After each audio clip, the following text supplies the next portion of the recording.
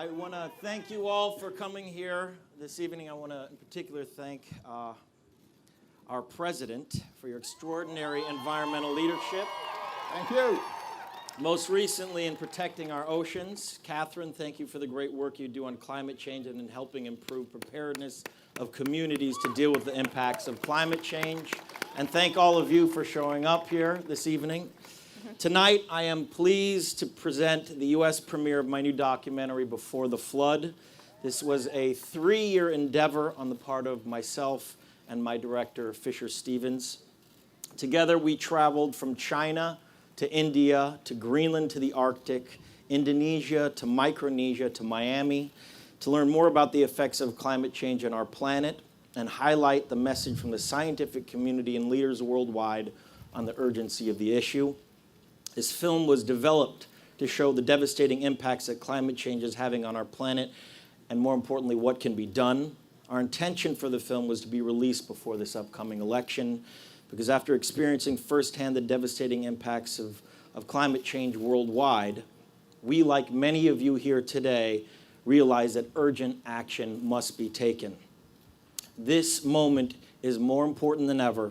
We must empower leaders who not only believe in climate change, but are willing to do something about it. The scientific consensus is in, and the argument is now over.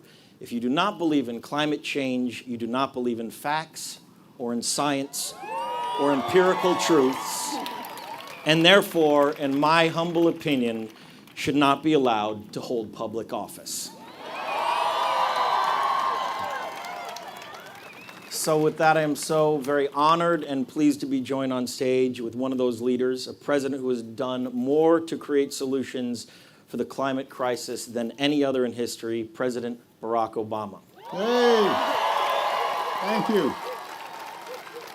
Along with leading climate scientists, Katharine Hayhoe, for this conversation about how we can make real progress on this issue. So with that, let us begin with the first question. President Obama, you're nearing the end of your second term as president. You've had an opportunity to reflect on the issues facing our country and our planet. How do you grade the global response to the climate change movement thus far? We get an incomplete, but the good news is we can still pass the course if we make some good decisions now. So first of all, I just want to thank everybody who's been here all day, some of you, everybody who's been involved in South by South Lawn. It looked really fun. I was not allowed to have fun today. I had to work, although I did take some time, you guys may have noticed, to take a picture with one of the Lego men. Thank you. It is my anniversary today. We celebrated it yesterday. Yeah. 24 years. FLOTUS has put up with me. I want to thank Leo for the terrific job he's done in producing the film along with Fisher. All of you will have a chance to see it at its premiere tonight. And I think after watching it, it'll give you a much better sense of the stakes involved and why it's so important for all of us to be engaged. And I want to thank Katharine from Texas Tech. We got to give, there we go, we got a couple Texas Tech folks in here, but because Katharine, in addition to being an outstanding climate scientist, is a person of deep faith, and she has really done some amazing stuff to reach out to some unconventional audiences to start fostering a broader coalition around this issue. To your question, Leo, we are very proud of the work that we've been able to do over the last 8 years here in the United States. Doubling fuel efficiency standards on cars, really ramping up our investment in clean energy so that we've doubled the production of clean energy since I came into office. We have increased wind power threefold. We've increased the production of solar power 30-fold. We have, as a consequence, slowed our emissions and reduced the pace at which we are emitting carbon dioxide in the atmosphere faster than any other advanced nation. And That's the good news. The other big piece of good news was the Paris Agreement, which we were finally able to get done. And for those of you who are not as familiar with it, essentially what the Paris Agreement did was, for the first time, mobilize 200 nations around the world to sign up, agree to specific steps they are going to take in order to begin to bend the curve and start reducing carbon emissions. Now, not every country is doing the exact same thing, because not every country produces the same amount of carbon dioxide and other greenhouse gases per capita. So the expectation is that a country like the United States is going to do more than a small, underdeveloped country that doesn't have the same scale of emissions. But the good news about the Paris Agreement was it committed everybody to do something.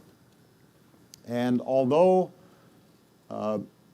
if you added up all the commitments that were made by all 200 nations, it would still not be sufficient to deal with the pace of warming that we're seeing in the atmosphere.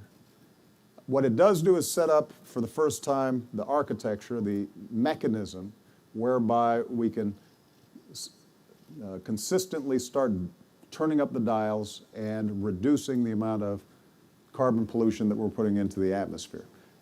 And one last piece of good news about that is that I anticipate that this agreement will actually go into force in the next few weeks.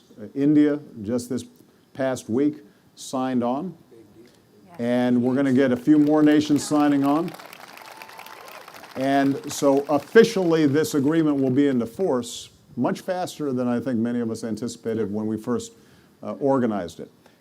Last 2 points, little tidbits of good news.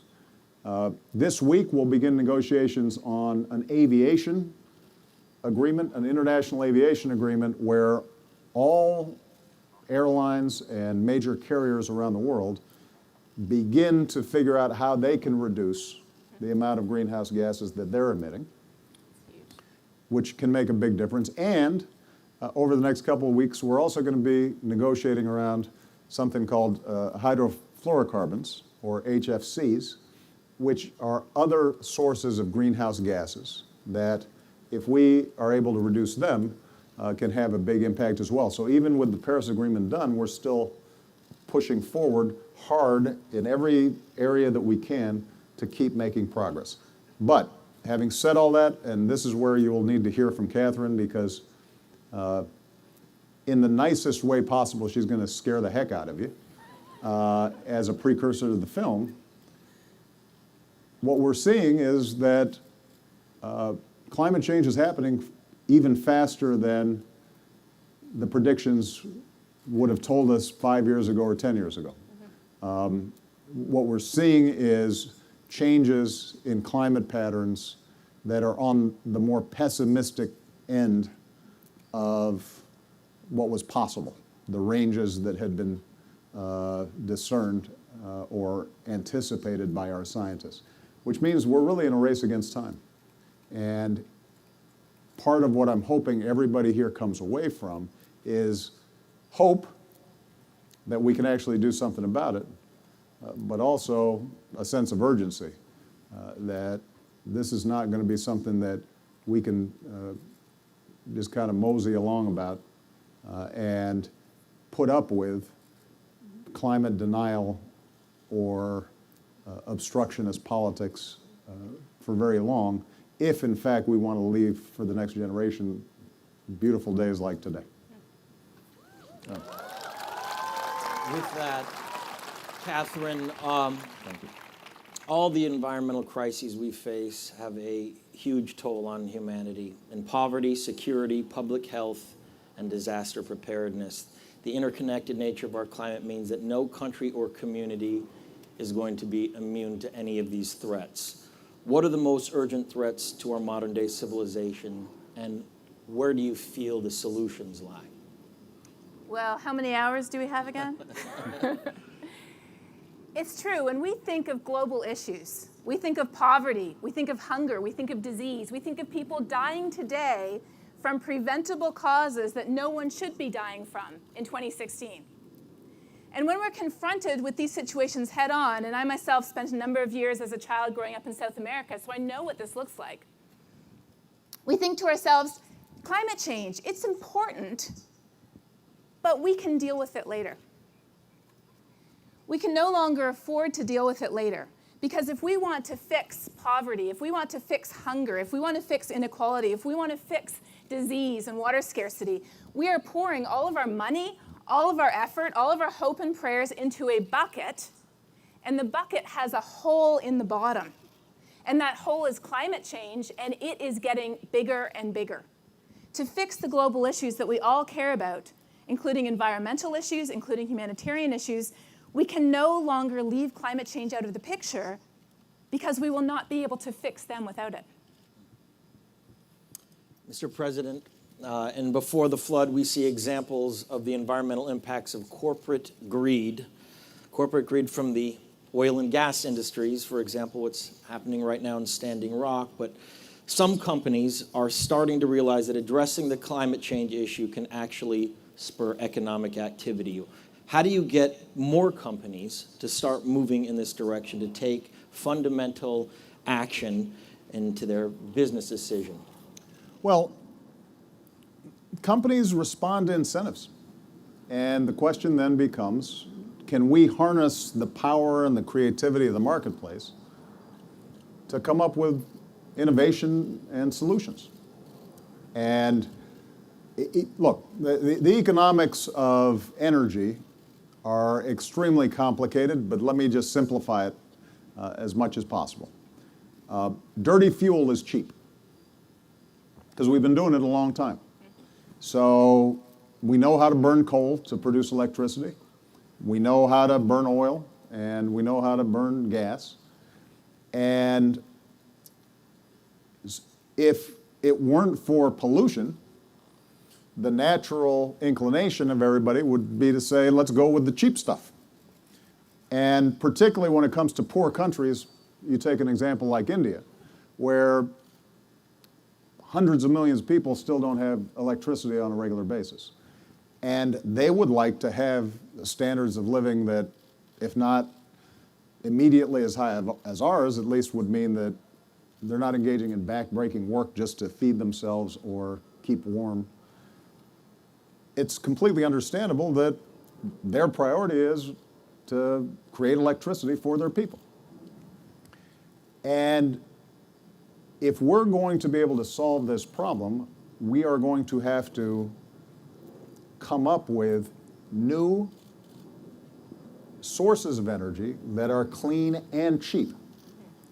Now that's going to involve research, it's going to involve investment in R&D, and there are going to be startups and innovators, and there's some in this audience who are doing all kinds of amazing things, but it takes time to ramp up these new energy sources, and we're in a battle against time. The best way we can spur that kind of innovation is to either create regulations that say, figure it out, and if you don't figure it out, then you're going to pay a penalty. Or to create something like a carbon tax, which gives an economic incentive for businesses to do this. Now, I'll be honest with you. In the current environment in Congress, and certainly internationally, the likelihood of an immediate carbon tax is a ways away.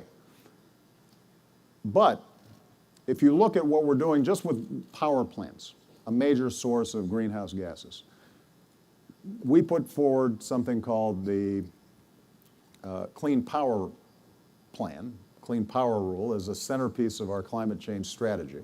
And we did this under existing authorities under the Environmental Protection Act. And what we're saying to states is, you can figure out the energy mix, but you've got to figure out how to reduce your carbon emissions. And you need to work with your utilities, and you need to work with your companies and come up with innovative solutions. And we're not going to dictate to you exactly how you do it, but if you don't start reducing them, you're going to have problems. And we'll come up with a plan for you. So the good news is that in the past, where we create an incentive for companies, it turns out that we're more creative, we're more innovative, we typically solve the problem cheaper, faster than we expected, and we create jobs in the process. And if you doubt that, I'll just give you two quick examples, because this is probably a pretty young audience, and I know this is going to seem like ancient history, but when I arrived in college in Los Angeles in 1979, I still remember the sunsets were spectacular. I mean, they were just these amazing colors. It was like, I'd never seen them before because I was coming from Hawaii, and I started asking people, why are the sunsets here so spectacular?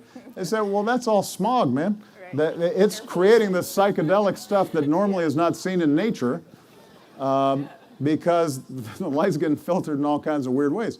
You couldn't run for more than 10, 15 minutes on an alert day without really choking up the same way you still do in Beijing. Well, LA is not pristine today, but we have substantially reduced smog in Los Angeles because of things like the catalytic converter and really rigorous standards. The same is true with something called acid rain. In the Northeast, there was a time where, Doc, make sure I'm getting this right, it was sulfur dioxide, yes. Right? Which was being generated from industrial plants, was going up into the atmosphere and then coming down in rain. It was killing forests all throughout the Northeast. And through the Clean Air Act, they essentially set up the equivalent of a cap and trade system. They said, companies, you figure out how to reduce your carbon dioxide emissions. We won't tell you exactly how to do it, but we're going to give you a powerful incentive. We'll penalize you if you don't do it. You can capture some of the gains if you do it. Most of you don't hear anything about acid rain anymore, even though it was huge news 25, 30 years ago, because we fixed it. And the last example I'll use is the ozone. It used to be that one of the things we were really scared about was the ozone layer was vanishing. And when I was growing up, I wasn't sure exactly what the ozone layer was, but I didn't like the idea that there was a big hole that was developing in the atmosphere. It just didn't sound good. And it turned out that one of the main contributors to this was everybody was using deodorant with aerosol. And so everybody started getting, speed strips or whatever, and it wasn't that big of an inconvenience. Deodorant companies still made money, but something that I was amazed by, and it gives you a sense of nature's resiliency when we do the right thing. We just got reports over the last couple of months that that hole in the ozone layer is beginning to close, which is amazing, right? And all it took was people not using aerosol deodorant. A few more things. There were a couple other things. I'm exaggerating. Well, but essentially we regulated the kinds of pollutants that were creating this hole without impeding our economic development. Nobody misses what we didn't, because companies were innovative enough to come up with substitutes that work just fine. And that's the basic strategy that we've got to employ here. We've got to give incentives to companies, startups, existing companies, and we're going to have to do that initially country by country. But America's got to lead the way, because not only do we have the highest carbon footprint per capita, but also because we happen to be the most innovative, dynamic business and entrepreneurial sector in the world. And if we create incentives for ourselves, we will help to fix this problem internationally. I'm absolutely confident about it. But back to something you mentioned earlier, Mr. President, which I'd like both of you to talk a little bit about. The United States, as you said, has been the largest contributor to global emissions in history. And as you said as well, we need to set the example for the rest of the world to follow. Throughout my journey, most of the scientific community truly believes that the silver bullet to combat this issue is a carbon tax. Now, a carbon tax, as complex as it is to implement, I would imagine, is something that needs to come from the people. It needs to come from the will of the people, which means there needs to be more awareness about this issue. Do you think that I will get to see a carbon tax in the next decade? Will we get to see this in our lifetime? Because most scientists specifically point to the idea that that's going to be the game changer. Good question. I think he knows the likelihood of that more than I do, but I do know that one of my absolute favorite organizations is Citizens Climate Lobby, and they are founded on the premise of a simple carbon tax. Nothing fancy, no difficult regulations, no 3 feet of code. It's putting a price on carbon to allow the market to then figure out what's the cheapest way to get our energy. Can you explain to the audience what a carbon tax would mean? Sure. In very basic terms, when we burn carbon, it has harmful impacts on us, on our health, on our water, on our economy, on our agriculture, even on our national security. By putting a fee on that carbon, it makes certain types of energy more expensive and it makes other types of energy less expensive. And the way I like it, there's many different flavors. The kind I like is where that extra revenue is returned to us through our taxes and also used to incentivize technological development. Or it could be giving to education, for example. Yes. Bravo. Katharine, you live in Texas. I do. They've experienced So do people over there. unprecedented drought and floods in the past 5 years, and they're also a major energy producer. Mm-hmm. As you travel the state, what are the biggest misperceptions you hear about climates from climate skeptics who often say these changes are the result of the cyclical nature of our planet's temperature patterns, and how do you change their minds? Any of us who pays attention to the weather, we know that we have cold and hot, we have dry, and we have wet. And anybody who's ever been to Texas knows that it looks more like this. Yes. So you might say, well, then why does it matter if our weather is incredibly variable anyways? It matters because in a warmer planet, it's taking that natural pattern of variability that brings drought and flood, heat and cold, and it is stretching it. So our heavy rainfalls are getting more extreme because in a warmer atmosphere, the oceans are warmer and so more water evaporates. So the water's just sitting up there waiting for a storm to come through, pick it up, and dump it on us.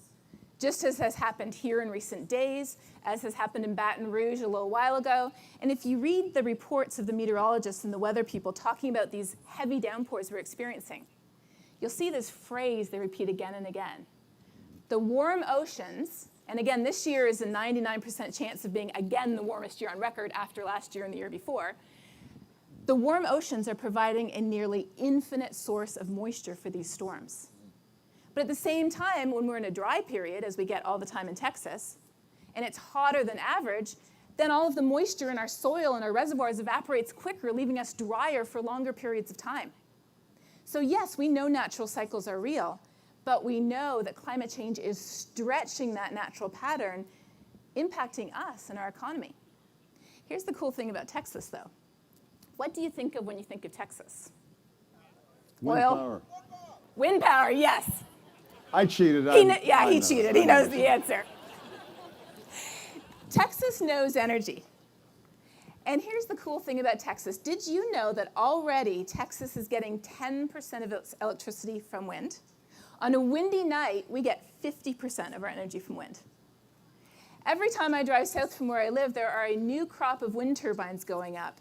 And a couple of years ago, I spent an afternoon on a farm down in La Mesa, Texas, with a very conservative farmer. Wasn't too sure about the scientists showing up, but I was from Texas Tech. And after about an hour, we figured out that I knew somebody who knew somebody who went to his church and vice versa. So we were good. And I got the nerve to ask him, well, I noticed that your neighbor has wind turbines all the way up to the edge of your land, and you don't have any wind turbines. You have a couple of oil wells.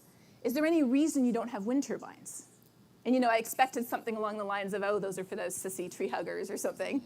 And he said, yes, there is a reason. And I said, well, may I ask what it is? And he said, I've been on the list for 2 years. I've been waiting for my wind turbines.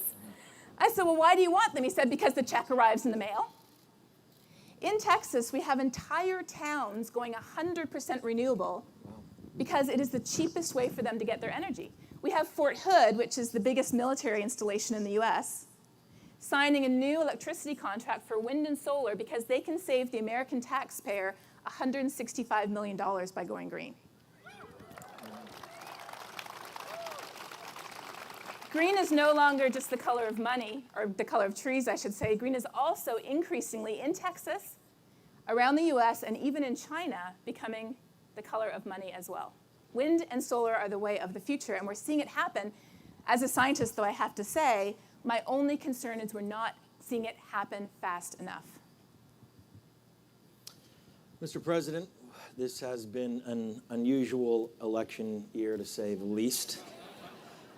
And Gallup regularly polls Americans with an open-ended question about the issues that matter most to them, and the environment consistently polls low on that list, around 2%.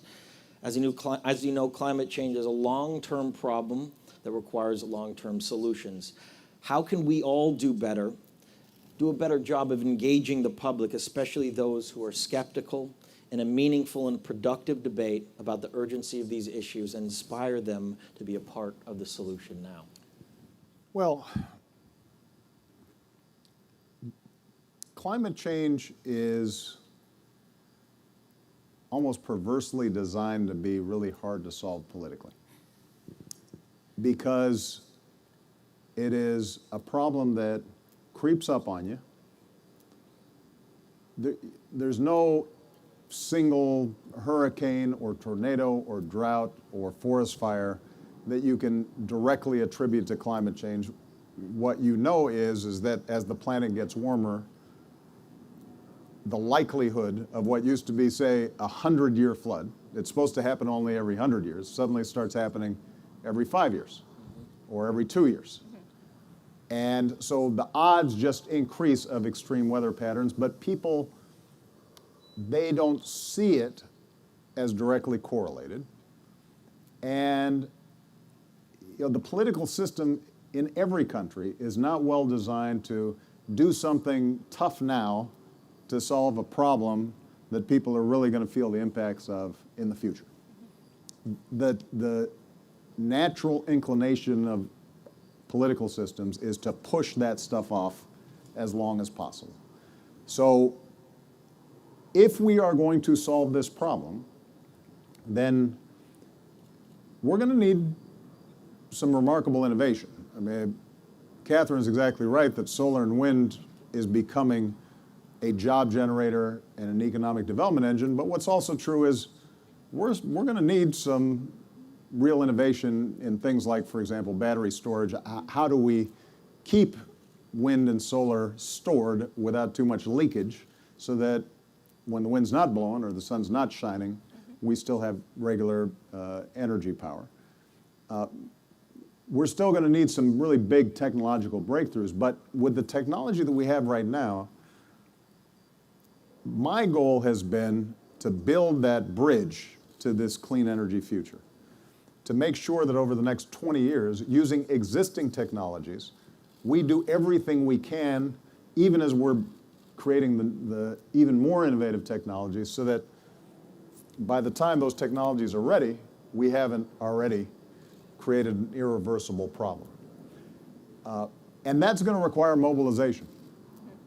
It is going to require us all doing a better job of educating ourselves, our friends, our neighbors, our coworkers, and ultimately expressing that in the polls.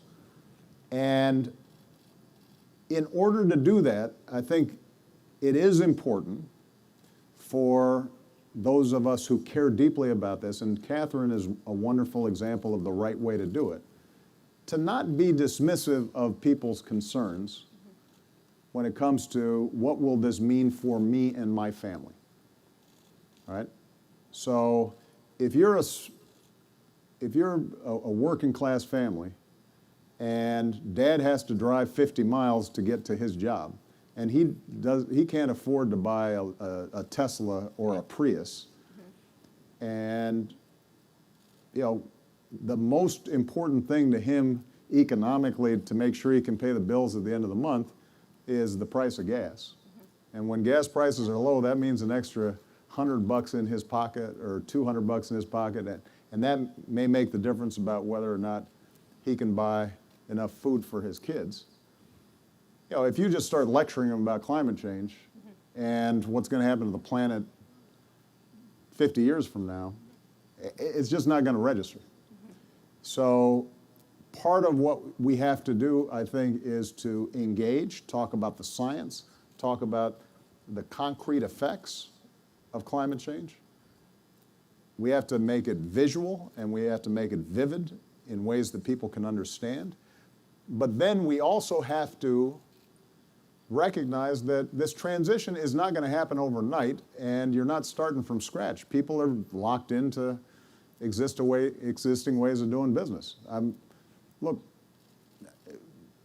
part of the reason we have such a big carbon footprint is our entire society is built around interstate highway systems and cars.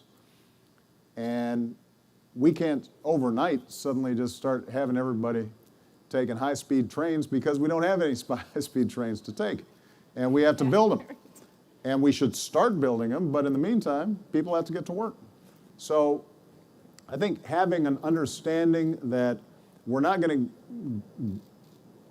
to complete this transition overnight, that there are going to be some compromises along the way, that's frustrating because the science tells us we don't have time to compromise. On the other hand, if we actually want to get something done, then we got to take people's immediate current views into account. That's how we're going to move the ball forward. And I'll just give you one example. And this is, generally, there's a pretty sympathetic crowd, but some folks will, push back on this. When you think about coal, we've significantly reduced the amount of power that we're generating from coal, and it's going to continue to go down.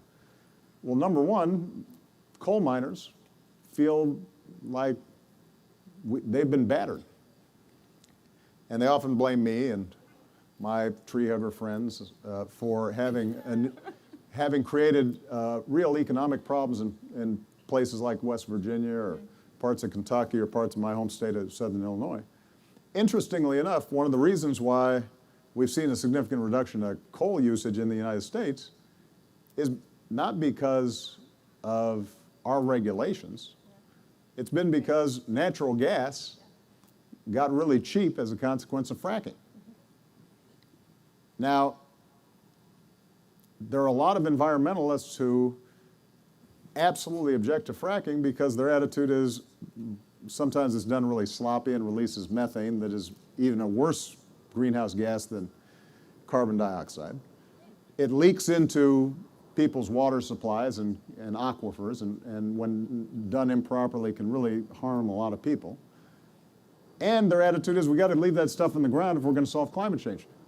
And I get all that. On the other hand, the fact that we're transitioning from coal to natural gas means less greenhouse gases. Same thing with nuclear power. People don't like nuclear power because they have visions of Chernobyl or 3 Mile Island. What are we doing with the storage of the waste? Nuclear power generally evokes a lot of stuff in our imaginations. But nuclear power doesn't emit greenhouse gases. So we've got to make some decisions. If we're going to get India or China to actually sign on to reducing carbon emissions, then we're going to have a conversation with them about nuclear power and help them with technologies that ensure safety and we can figure out how to store it until we invent the perfect energy source, lithium crystals or whatever, and Scotty's there beaming us up. But until then, we've got to live in the real world. So I say all that not because I don't recognize the urgency of the problem. It is because we're going to have to straddle between the world as it is and the world as we want it to be and build that bridge. And what I always tell my staff and what I told our negotiators during the Paris Agreement is better is good. Better is not always enough. Better is not always ideal. And in the case of climate change, better is not going to save the planet. But if we get enough better, each year we're doing something that's making more progress, moving us forward, increasing clean energy, then that's ultimately how we end up solving this problem. And that's when we can start creating political coalitions that will listen to us, because we're actually recognizing that, you know, some people have some real concerns about what this transition is going to do to them, to their pocketbook, and we've got to make sure that they feel like they're being heard in this whole process. Absolutely. Sure.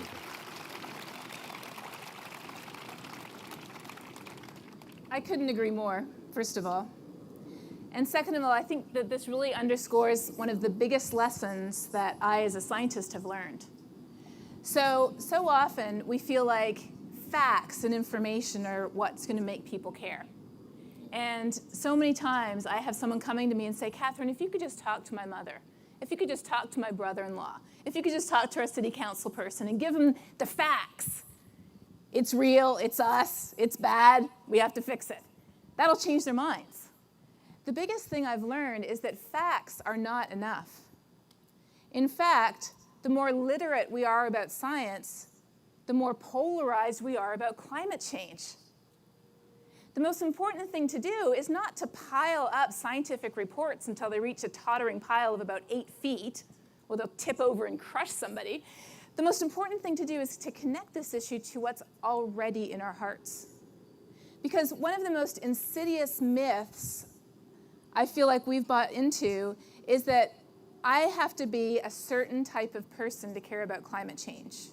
And if I am not that person, then I don't care about it because I care about these other things. But the reality is that if we're a human living on this planet, which most of us are, yep, as long as we haven't signed up for the trip to Mars. I don't want to know if anybody has. I think you're crazy. I did, but I can't. Oh, you did? Oh, I'm sorry. I take that back. No, he is. I think he'll acknowledge he's crazy. That's Okay, all right, we'll go with that. He's fine with it.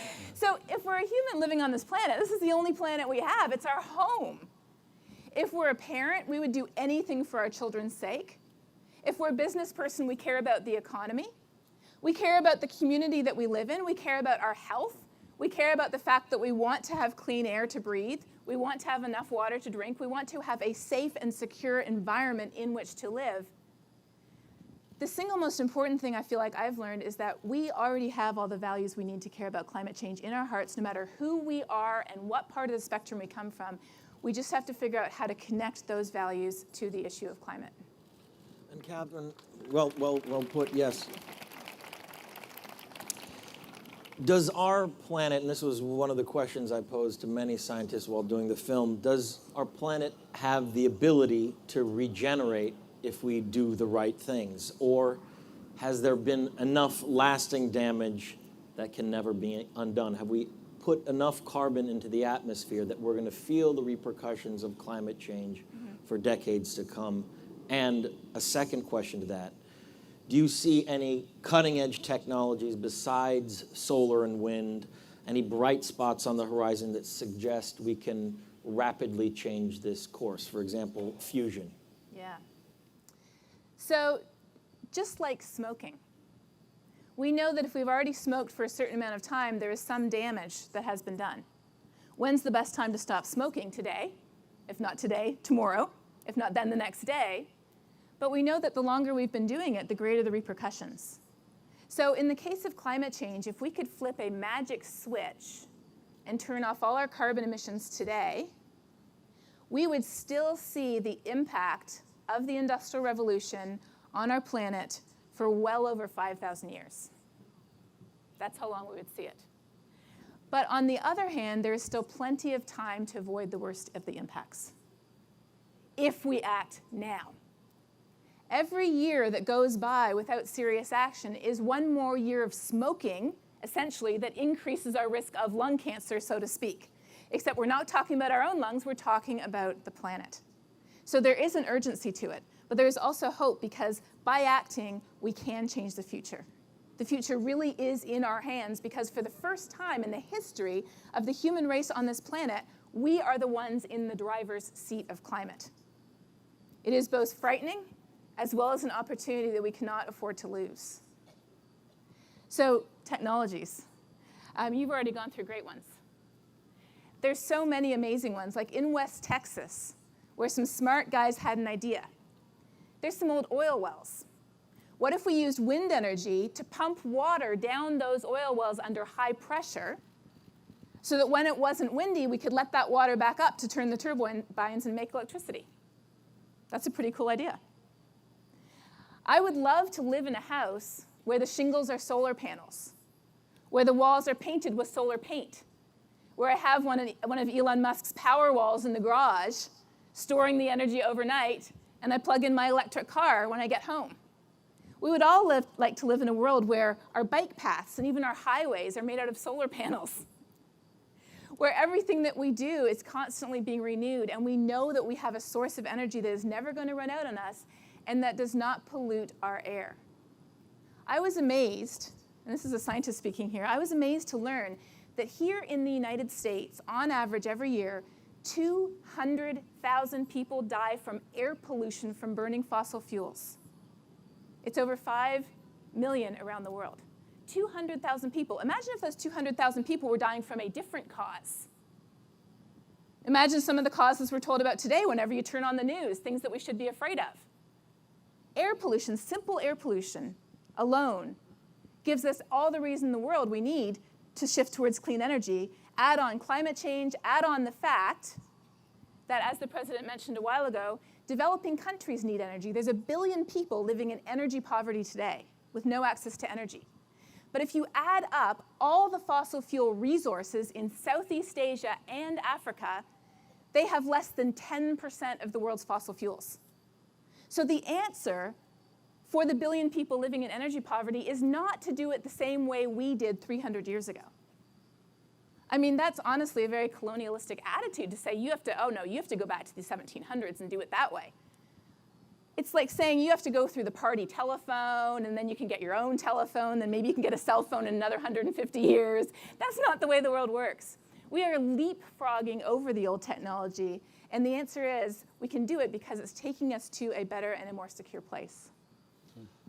I got the opportunity to sit with the head of NASA, and you'll see a lot of this in the film, but he basically projected the next 20 to 30 years, and he started talking about specifically the United States and the possibility of another Dust Bowl coming up. I asked about my home state of California and the wildfires and the droughts that are occurring there, and he said you can expect to continue that. Yeah. Do you agree that if we're going to feel some of the repercussions of climate change in the form of rising sea levels, more intense hurricanes, and we're going to see droughts and wildfires like that start to occur in the future? What do you think the future is going to look like for us if we do not take immediate action?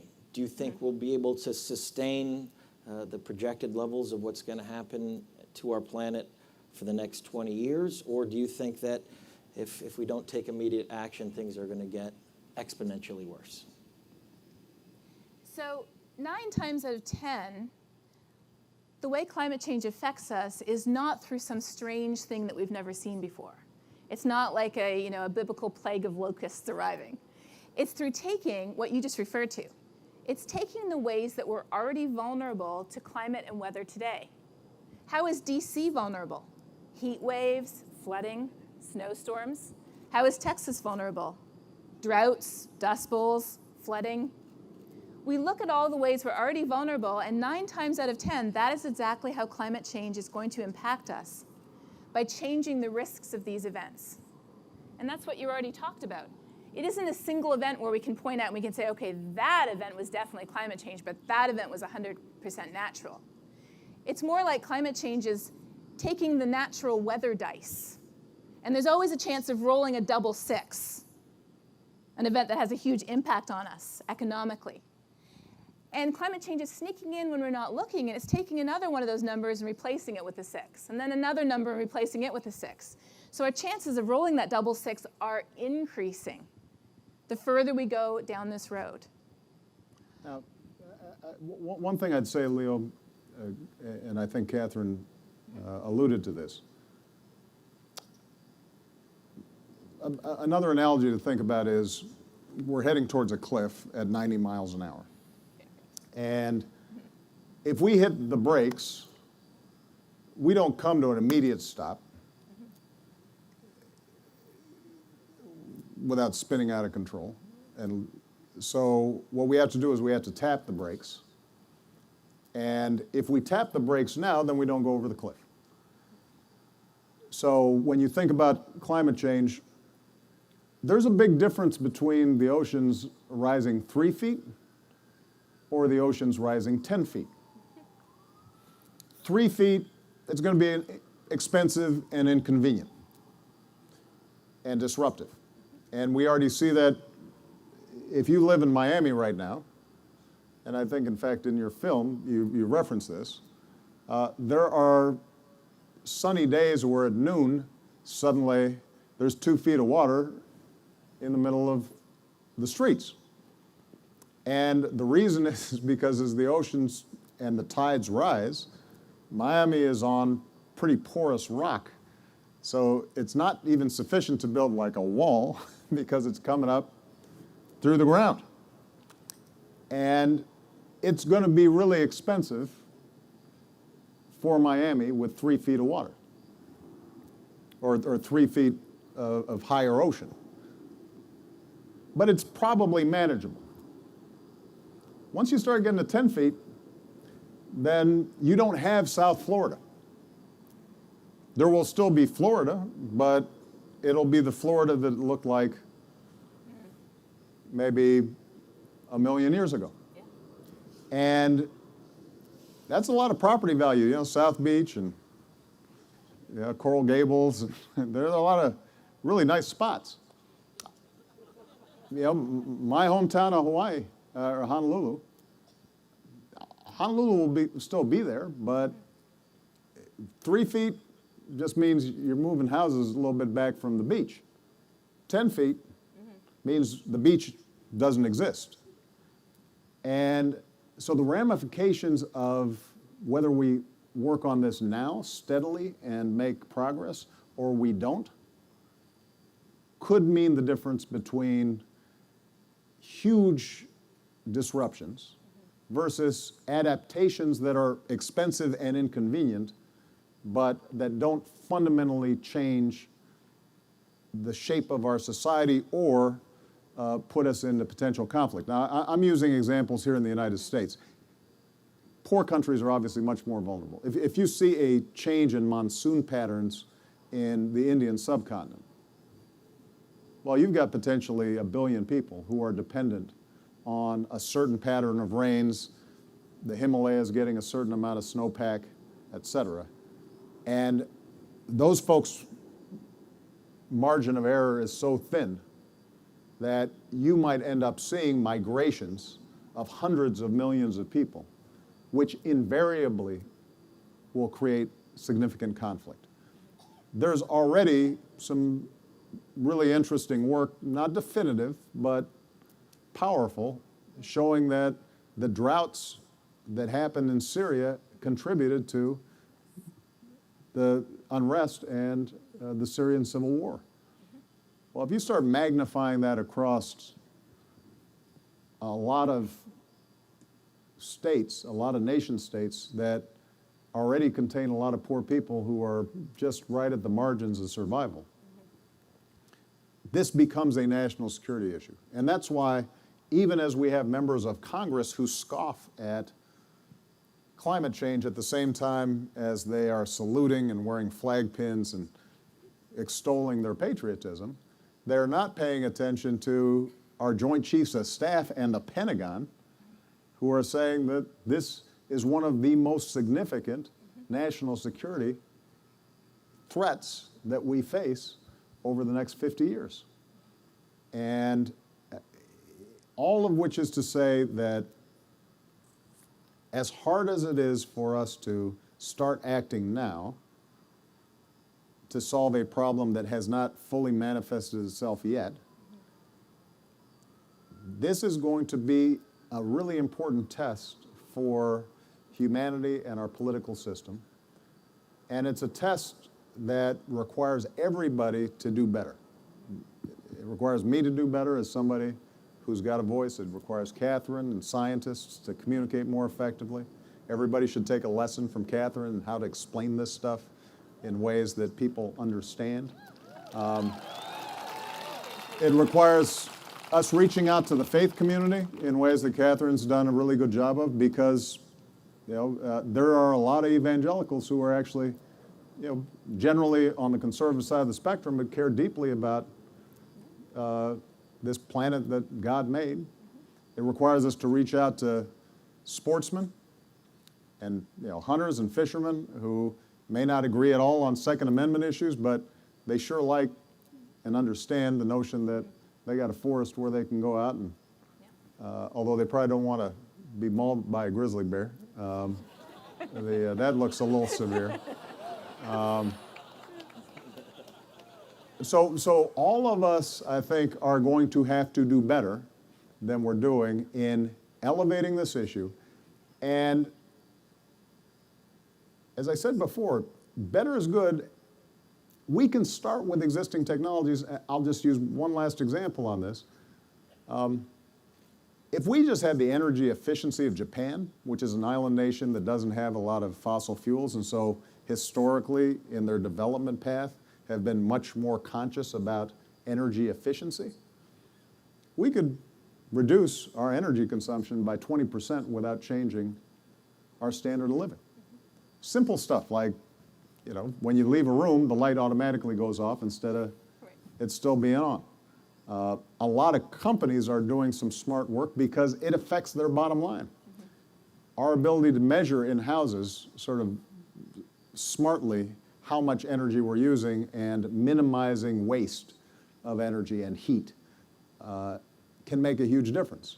Folks in Texas, air conditioning is a great invention, but nothing gets me more frustrated than seeing somebody and it's 100 degrees outside and they're wearing a sweater indoors because the air conditioning is turned up too high. But we do that everywhere, partly because of building design. You can't open the windows, and so as a consequence, you can't use natural temperature regulators. There's a bunch of stuff that seems kind of simple and stupid, but would make a big dent. All those things have to start getting factored in, but we've got to change our politics, and as Leo said, it's got to come from the bottom up. Until, on a bipartisan basis, politicians feel that their failure to address this will cost them their seats potentially or will threaten their careers, then they're going to continue to operate in ways that I think are really unproductive. Yep.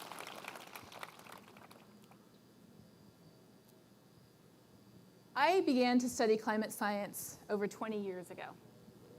And I have lived through the period where climate change has become one of the most politicized issues in the entire United States, to where the #1 predictor of what our opinions are about climate change is nothing more than where we fall on the political spectrum. The reality is, as my husband says, who is an evangelical pastor, a thermometer is not Democrat or Republican. It does not give us different numbers depending on how we vote. The science is what it is. If we say gravity isn't real and we step off the cliff, we're going down anyways. But the solutions are political. Do we go with a cap and trade? Do we go with a carbon tax? Do we go with technological incentivizers? What do we do about other countries? How do we build states and businesses and communities? These are political and they should be debated up and down the halls. But what should not be debated is the fact that we are all human. We share this amazing home that we live in.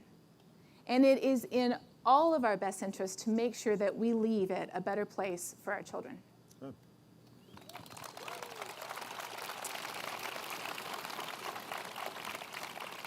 This is my last question. President Obama, you used the Antiquities Act to preserve more acres of land and sea than any president since Teddy Roosevelt. I was going to say let's give him a round of applause, but they did that automatically.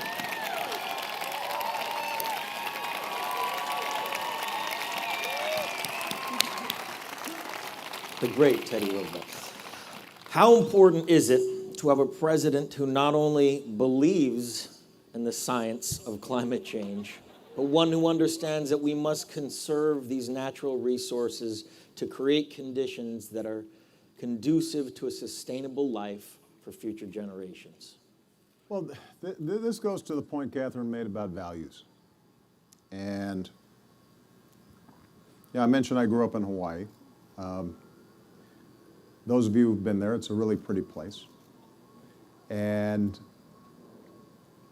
the native Hawaiian traditions are so woven with nature and the sea and outdoors, and so that seeps into you when you grow up there.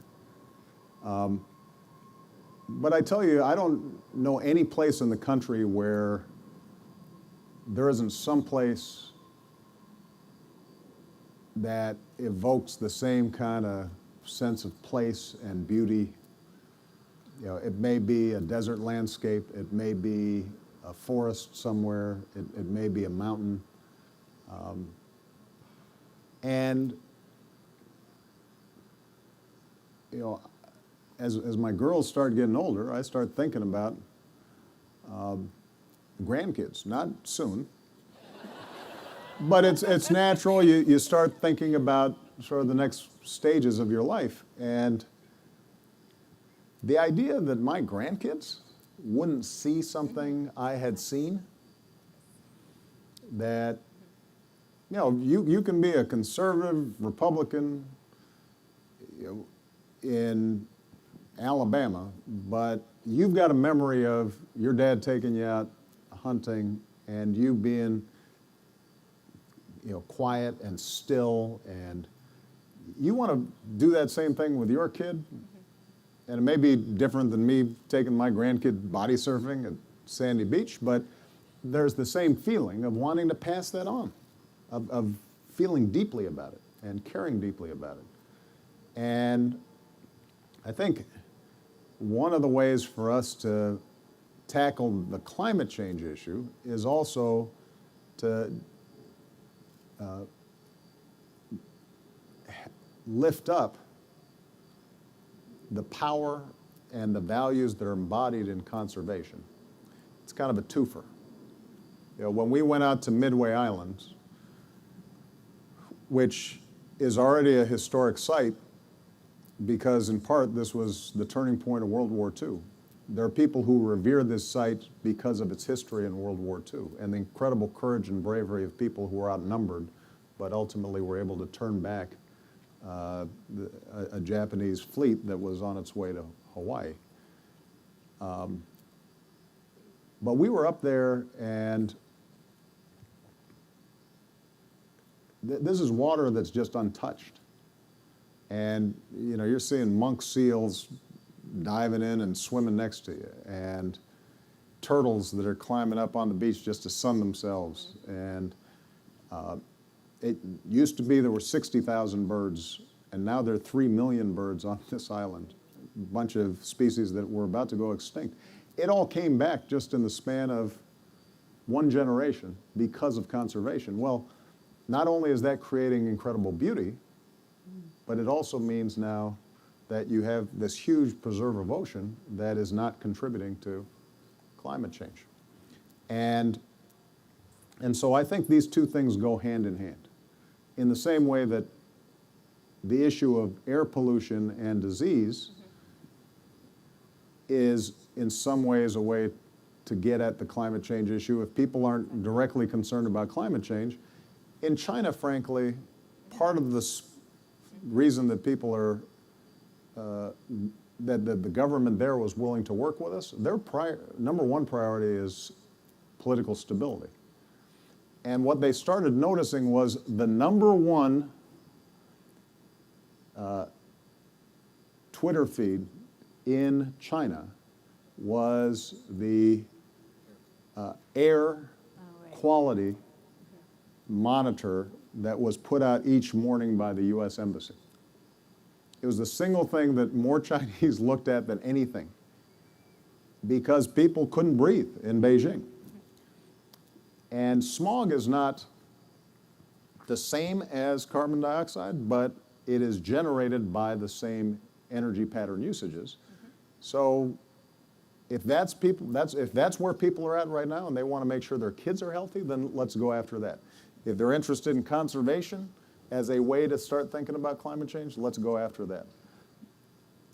There's so many entry points into this issue, and we've got to use all of them in order to convince people that this is something worth caring about. But at the end of the day, the one thing I'm absolutely convinced about is everybody cares about their kids, their grandkids, and the kind of world we pass on to them. And if we can speak to them about our responsibilities to the next generation, and we can give people realistic ways to deal with this so that they don't feel like they've got to sacrifice this generation to do it. They have to put hardship on their kids now in order to save their grandkids. Then I tend to be a cautious optimist about our ability to make change. But events like this obviously make a big difference and really help. Yeah. Mr. President, Katharine, thank you so much for your time. I'm truly honored to premiere this film here on the White House lawn. Like I said, this was a 3-year endeavor. I learned so much, and I'm going to let the film speak for itself as far as everything that I experienced on this journey. Thank you so much for your time. Let's give them a round of applause. Thank you, everybody. Thank you. Appreciate you.